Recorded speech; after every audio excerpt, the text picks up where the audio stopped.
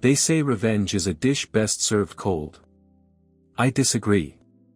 I think it's a meal you cook slowly, meticulously, over a low flame. You let the ingredients break down, let the flavors deepen until the aroma alone is intoxicating. And when you finally serve it, it's not cold. It's a perfectly executed, piping hot masterpiece, delivered to a table you built yourself while your enemies were dining on appetizers they couldn't afford. My name is Jason. I'm 35 years old. And this isn't a story about heartbreak. Heartbreak is for victims. This is a story about architecture. It's about watching a beautiful house, a house you poured your soul into, get condemned because of a structural flaw. And then, it's about learning how to build an empire on its ruins. Sharon was a masterpiece of modern art. Beautiful to look at, stunning from a distance, but the closer you got, the more you realized she was mostly just a collection of expensive, empty frames. At 29, she had the world figured out, or so she thought. Her philosophy was simple: if you look successful, you are successful. Our marriage was her favorite piece of performance art. We had the right address, a mortgage that kept me awake at night, the right friends, people who measured worth by the brand of your watch, and the right look. I was her patient, ever-striving husband, the guy with potential. That was the word she used, but on her lips, it didn't sound like a compliment. It sounded like a deadline. I was a project manager at a mid-level tech firm. Good, steady work. I was climbing the ladder, but ladders have rungs, and you take them one at a time. That wasn't fast enough for Sharon. Her dissatisfaction was a poison she administered in microdoses. We'd be at dinner with her friends, and she'd say something like, "Jenna's husband just took her to Bali for a month." Can you imagine? I had to show her pictures of our weekend at the lake just so I had something to contribute. She'd say it with a laugh, a little self-deprecating shrug, but the message was clear. I was failing. She'd scroll through Instagram, her thumb flicking past glistening images of a life we didn't have. "Oh, look at this," she'd sigh, showing me a picture of some influencer on a yacht in Monaco. Must be nice. It was never a direct attack. It was passive aggression honed to a razor's edge. She was chipping away at my confidence, one perfectly manicured nail at a time. She wanted the life, and she wanted it now. And she was making it painfully clear I wasn't the man to give it to her. Andrew. The name sounds like a cologne ad. He was exactly the kind of man you'd expect Sharon to manifest. He was 30, with a jawline that could cut glass and the kind of easy, predatory charm that fools women into thinking they're the prize. He'd made his money in crypto and angel investing, a vague and impressive-sounding resume that meant he had a lot of money and no one knew exactly where it came from. They met at a gallery opening she dragged me to. I was trying to make conversation with a man who was explaining his art piece, a single, rusty nail glued to a canvas. I turned to find Sharon laughing with Andrew, her head tilted back, her hand on his arm.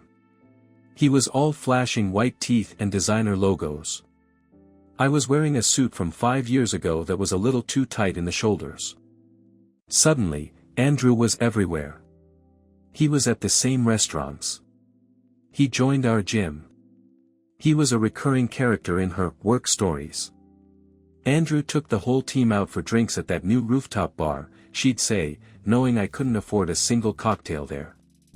Andrew's closing a massive deal in Singapore next week. Her phone, once a casual accessory, became an extension of her hand, always angled away from me. The late nights became more frequent, but now they weren't followed by exhaustion. They were followed by a strange, electric energy. She'd come home smelling of expensive wine and a perfume that wasn't hers, a glow on her skin that had nothing to do with her overpriced moisturizer. The wallpaper was starting to peel, and I was beginning to see the ugly truth of the wall beneath. The end didn't come with a quiet discovery at a seedy motel. It was louder. More humiliating. It was designed to be. I was in a quarterly review meeting, presenting my team's progress to the senior executives. It was my shot, the one I'd been working towards. My phone buzzed in my pocket. I ignored it. It buzzed again. And again.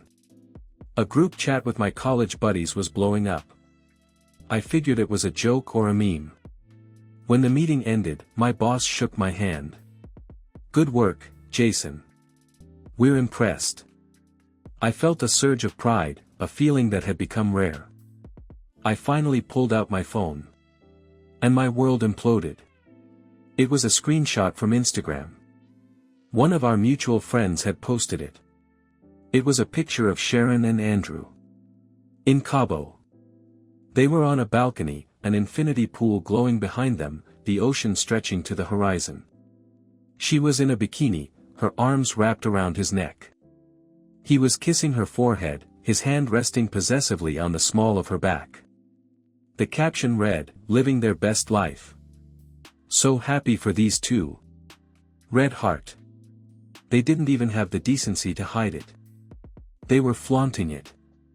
This wasn't just an affair, it was a press release for my failure. My replacement had been found, and he was an upgrade in every conceivable way. I walked out of the office, got in my car, and drove. I didn't cry. I didn't scream. Something inside me went cold, hard, and silent. The part of me that loved her, that made excuses for her, died on the highway that afternoon. In its place, something else was born. Something focused. Something patient. An architect. I got home. I packed all of her things. Every dress, every shoe, every bottle of makeup. I boxed it all up neatly. When she came home 2 days later, tanned and glowing, her suitcase full of vacation clothes, she found her entire material life packed in cardboard boxes in the living room. "What is this?" she demanded, her voice shaking.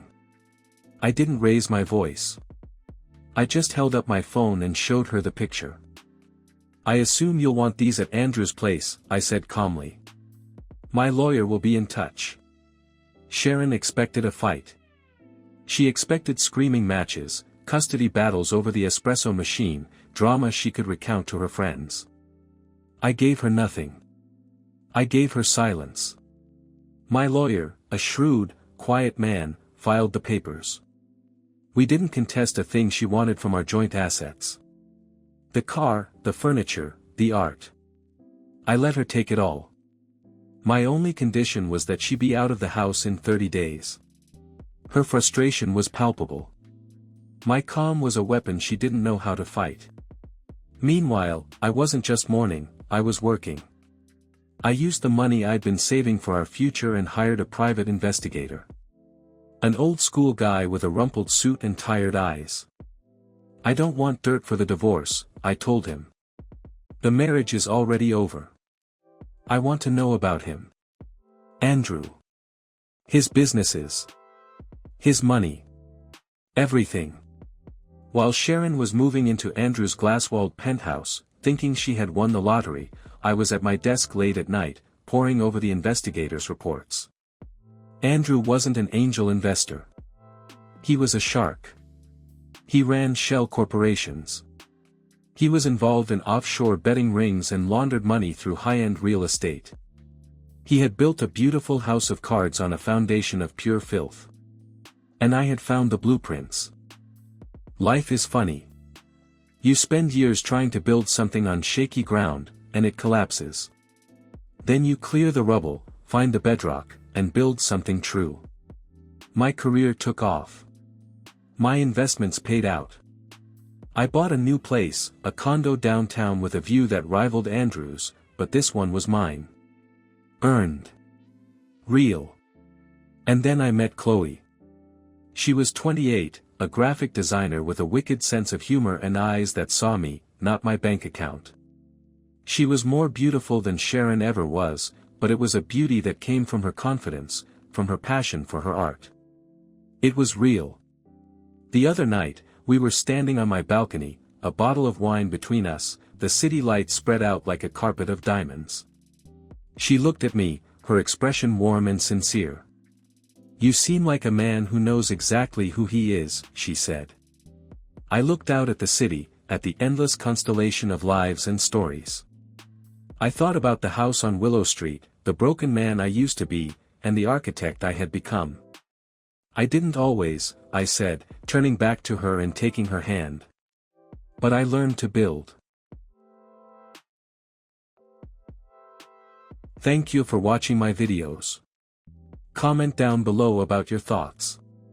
And make sure to give it a thumbs up if you liked it, or thumbs down if you disliked it. Hitting the subscribe button also much appreciated. I'll catch you up next time.